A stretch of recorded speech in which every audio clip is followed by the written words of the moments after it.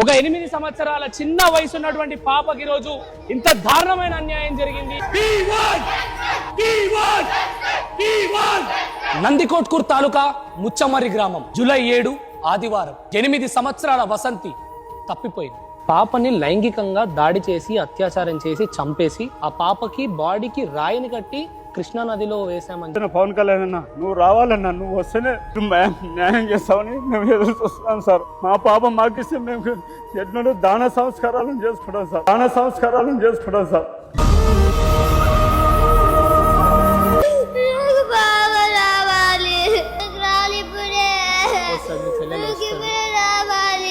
కామం కళ్ళు చిన్న చిన్న పసిపిల్లలను కాటికి తోలుతున్నాయి.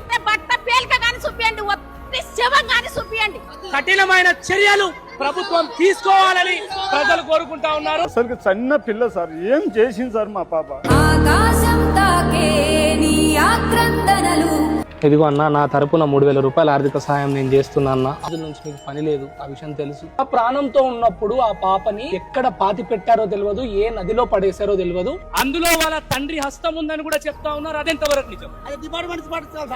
అసామాన్యుల వెంట నేనుంటా, వేదాన్ మీడియా గొంతై నిలుస్తా, మీరు ఉండండి.